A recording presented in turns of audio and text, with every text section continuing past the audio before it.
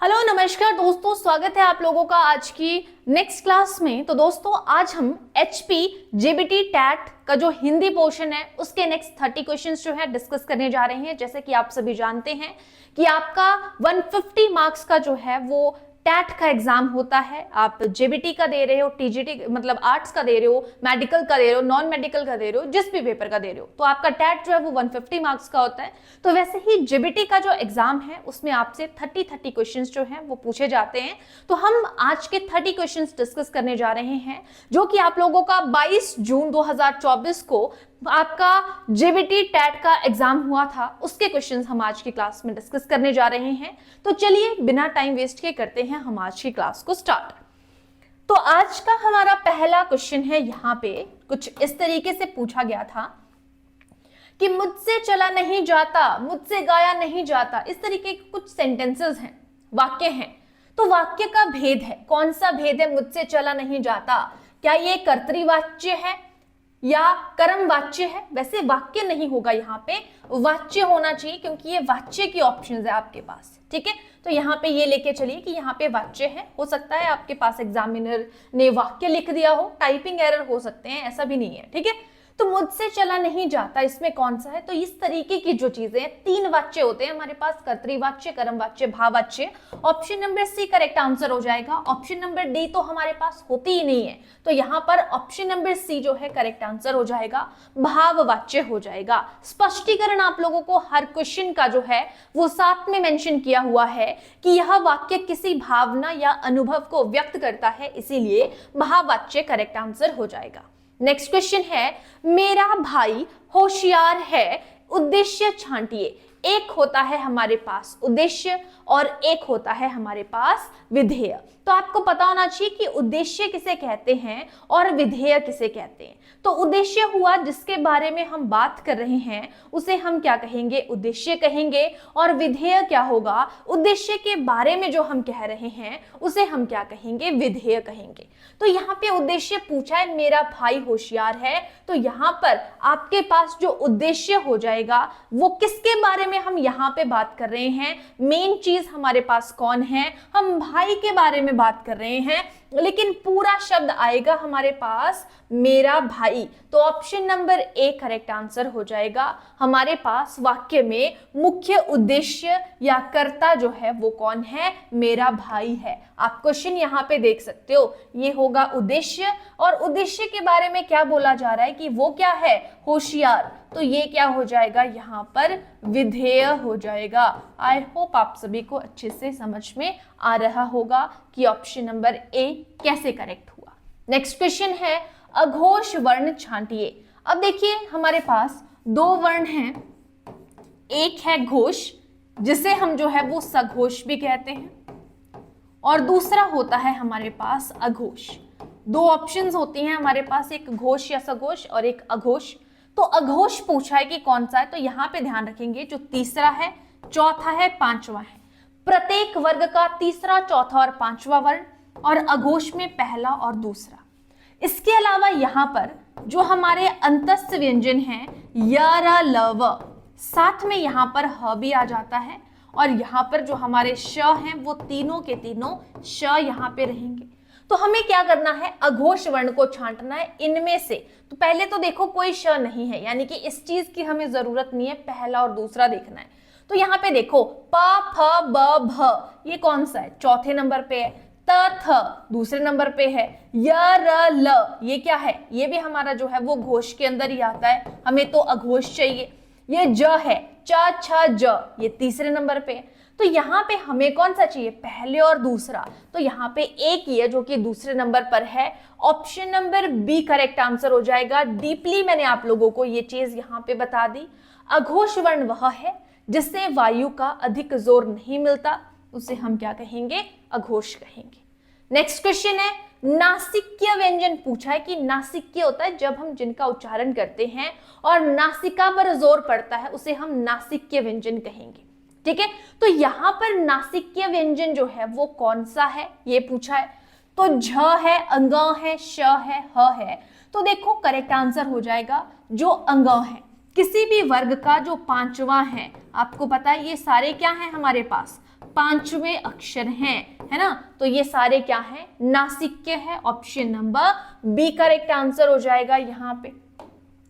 Next question की तरफ चलेंगे। नेक्स्ट क्वेश्चन में पूछा गया है व्यक्तिवाचक संज्ञा कौन सी है। तो व्यक्तिवाचक है किसी पर्टिकुलर का नाम है, किसी जगह का, किसी व्यक्ति का, किसी वस्तु का। तो यहाँ पे देखिए किसी का पर्टिकुलर, किसी पर्वत का पर्टिकुलर नाम है हमारे पास हिमालय, तो ये हो जाएगा correct answer option number B. तो व्यक्तिवाचक संज्ञा किसी व्यक्ति, स्थान या जीव को विशेष रूप से दर्शाती है, जैसे कि हमारे पास है यहाँ पर हिमालय। तो दोस्तों जैसे कि मैं आप लोगों को हर बार कहती हूं कि अगर आप लोग इन सारी चीजों को डीप डाउन जाकर डिटेल में स्टडी करना चाहते हो, सारे के सारे टॉपिक्स को, कोई भी चीज को अगर छोड़ना नहीं चाहते हो, आप चाहते हो कि आप 30 में से 30 स्कोर करो अगर आप हिंदी में, तो आप लोगों को एक नंबर यहां पर मैं प्रोवाइड करा रही हूं 7018186561। इस नंबर पर दोस्तों आप लोगों ने जो है वो आप व्हाट्सएप भी कर सकते हो, आप कॉल भी कर सकते हो, और इसके अलावा डिस्क्रिप्शन बॉक्स पे आप लोगों को जो है वो लिंक भी दिया हुआ है एप्लीकेशन का, वहां से आप एप्लीकेशन को डाउनलोड करके भी कोर्स को परचेज कर सकते हो। ठीक है, यहाँ पे जो कोर्स की मैं बात कर रही हूँ, यहाँ पे दोस्तों आप लोगों को लाइव क्लासेस मिलने वाली हैं। अगर आप लाइव क्लासेस अटेंड नहीं कर पाते हैं तो उन्हीं को आप रिकॉर्डेड फॉर्म में भी बाद में देख सकते हो। आपको यहाँ पे जो है वो मॉक टेस्ट प्रोवाइड कराए जाएंगे। हर क्लास के बाद आप लोगों को यहाँ पे PDF जो है वो देखने को मिलेगी। और इस कंप्लीट कोर्स की फीस आप लोगों के पास 3000 रुपीज रहेगी, वन टाइम फीस है, जब तक कि आप लोगों का ये एग्जाम हो नहीं जाता है। ठीक है, तो चलिए अब है हमारा नेक्स्ट क्वेश्चन, द्वित्व व्यंजन है।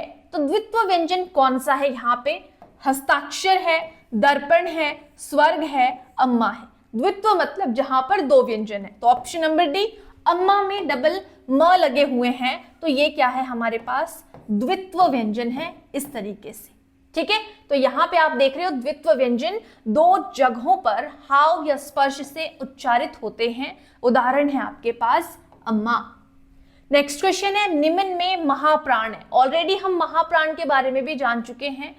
एक होता है हमारे पास अल्प प्राण और एक होता है महाप्राण। तो यहां से 1, 3 और 5 अल्प प्राण है, 2 और 4 हमारे पास महाप्राण है। तो त कौन सा है, नंबर 1 पे आता है त थ द ध न, पहले नंबर पे प फ ब भ, चौथे नंबर पे ट ठ ड ढ, तो ये ट ठ आता है हमारे पास दूसरे नंबर पे। ये जो र है य र ल व, ये कहाँ पे आते हैं हमारे पास अल्प प्राण के अंदर आते हैं। और यहाँ पर जो आपके सारे श हैं और याद का ह, तो ये र क्या है अल्प प्राण है, हमें चाहिए महाप्राण। तो कौन सा है, दूसरा और चौथे नंबर पर बोला था मैंने।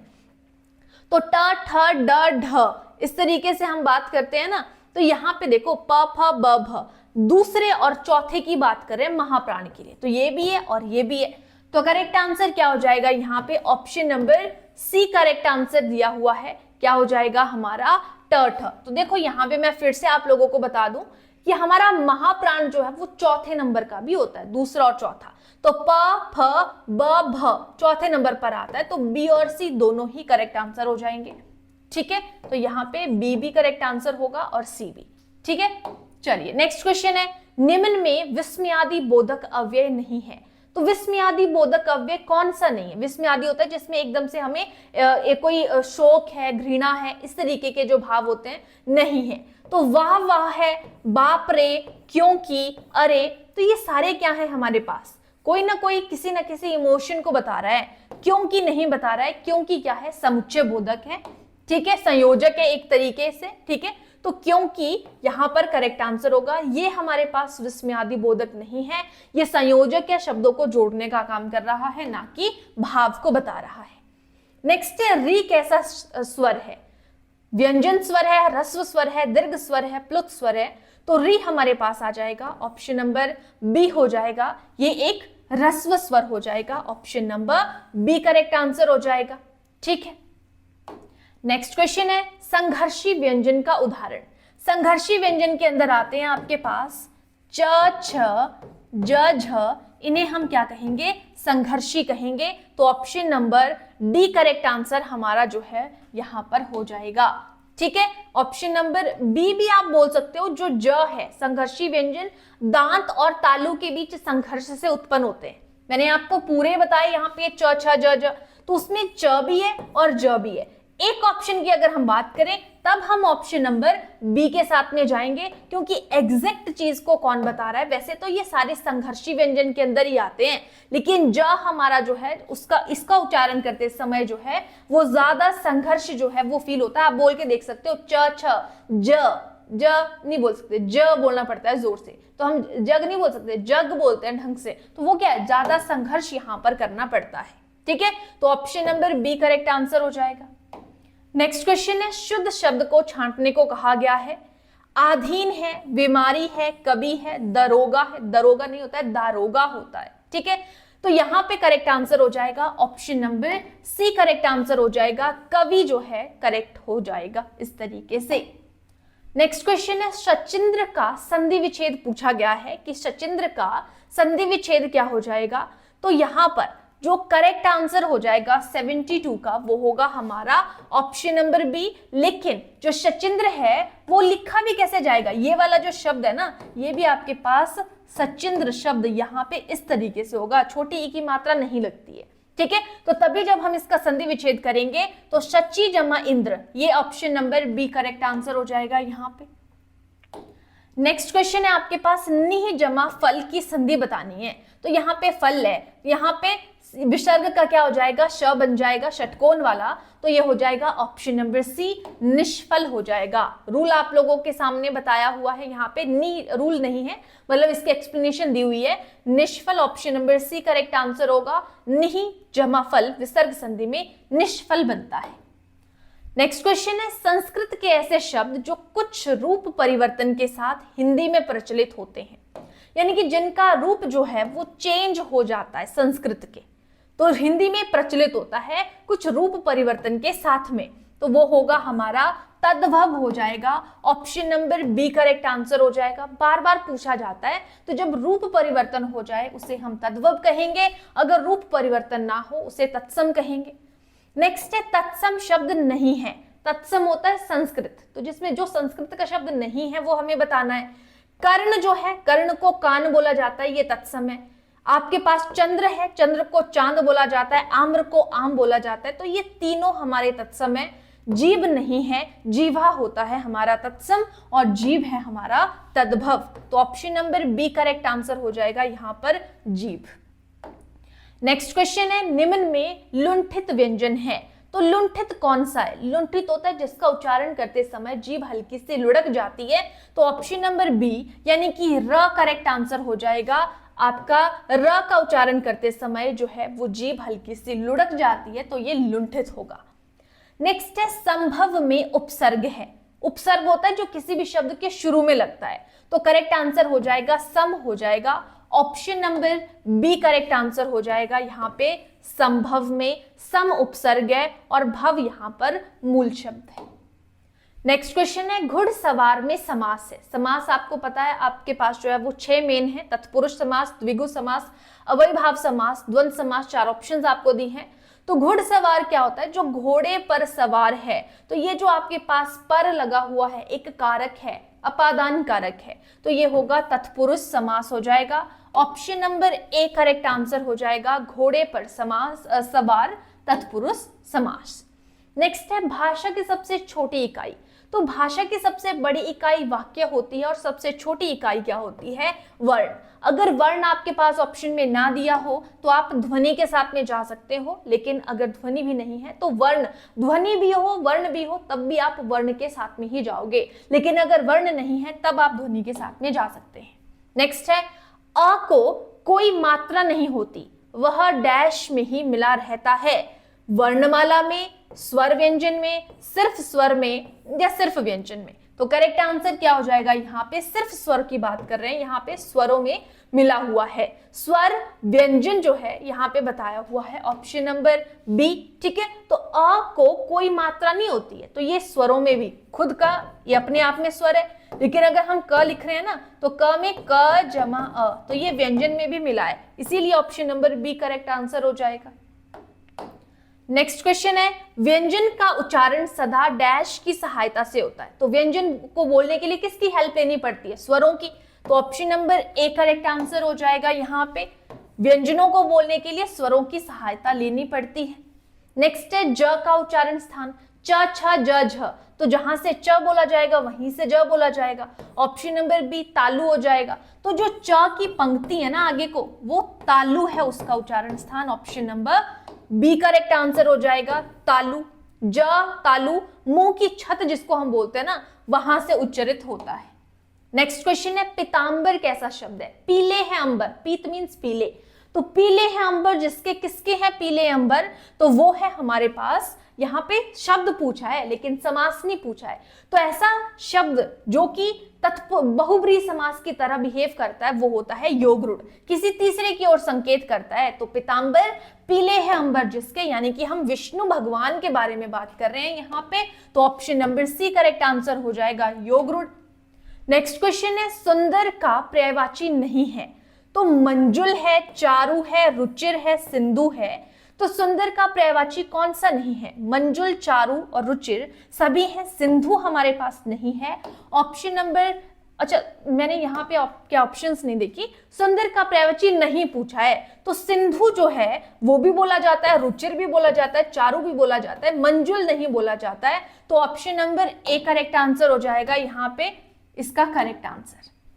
नेक्स्ट है घन का अनेकार्थी नहीं है, अनेकार्थी होते हैं जिसके अनेक अर्थ होते हैं, तो घन का अनेकार्थी कौन सा नहीं है? बादल, हथौड़ा, घना, गरिष्ठ, तो गरिष्ठ नहीं है, बाकी सारे जो है वो घन के पर्यायवाची हैं। Option number D correct answer हो जाएगा।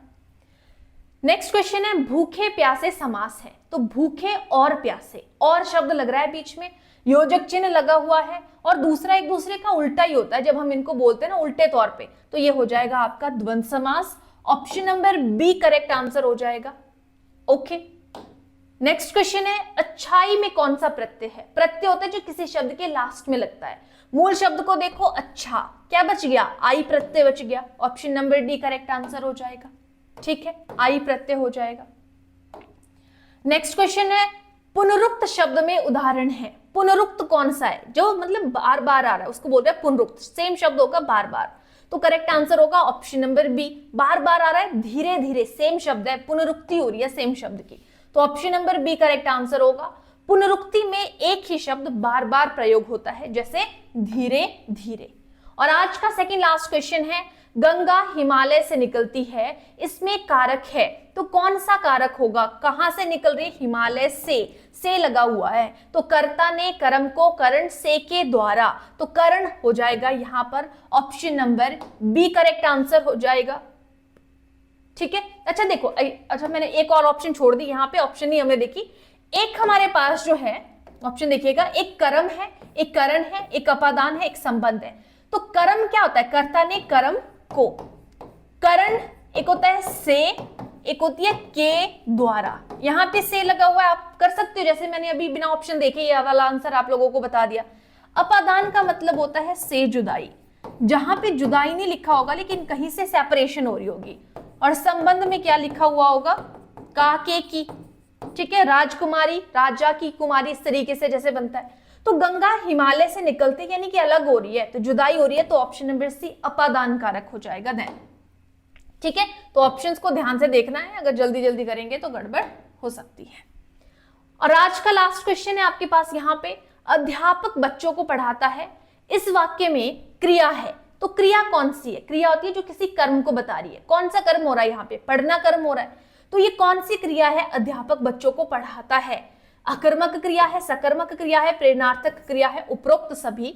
तो करेक्ट आंसर पूछा है यहाँ पे क्वेश्चन नंबर 90 का, तो क्रिया हो जाएगी आपकी यहाँ पे सकर्मक, क्योंकि कर्म हो रहा है, अध्यापक बच्चों को क्या कर रहा है? पढ़ाता है, तो वो कर्म कर रहा है पढ़ाने का। ठीक है, तो क्रिया पढ़ाता है, सकर्मक क्रिया है, क्योंकि कर्म जो है वो किसको पढ़ाया जा रहा है? आंसर मिल रहा है बच्चों को पढ़ाया जा रहा है, तो यहाँ पे बच्चे हमारे यानी कि ऑब्जेक्ट जो है वो प्रेजेंट है ना। तो ये थे हमारे आज के नेक्स्ट जो है वो 30 क्वेश्चंस जो हमने हिंदी के यहाँ पे डिस्कस किए। तो जो भी इंटरेस्टेड स्टूडेंट है दोस्तों, अगर आप लोग कोर्स को परचेज करना चाहते हो तो ये नंबर है स्क्रीन पे 70181 86561, इस नंबर पर दोस्तों आप कॉल कर सकते हो, व्हाट्सएप कर सकते हो, कोर्स को परचेज कर सकते हो। डिस्क्रिप्शन बॉक्स पे आप लोगों को लिंक दिया हुआ है, उसके थ्रू भी आप कोर्स को परचेज कर सकते हो। और आप लोगों को यहाँ पे लाइव क्लासेस मिलने वाली हैं और लाइव क्लासेस अगर अटेंड नहीं कर पा रहे हैं, रिकॉर्डेड फॉर्म में भी आप उनको देख सकते हो। लाइव प्लस रिकॉर्डेड आपको दोनों चीजें यहाँ पे मिलने वाली हैं। पीडीएफ नोट्स आप लोगों को यहाँ पे मिलने वाले हैं, जो भी आप लोगों को यहाँ पे स्क्रीन पे करवाया जाता है उनकी पीडीएफ आपको लास्ट में प्रोवाइड कराई जाएगी। मॉक टेस्ट आप लोगों को यहाँ पे मिलने वाले हैं और कंप्लीट कोर्स की फीस आप लोगों के पास 3000 रुपीज जो है वो रहने वाली है। तो ये थी हमारी आज की क्लास। आज के लिए इतना ही। इसी तरीके से मिलेंगे हम नेक्स्ट 30 क्वेश्चंस के साथ में और थैंक यू।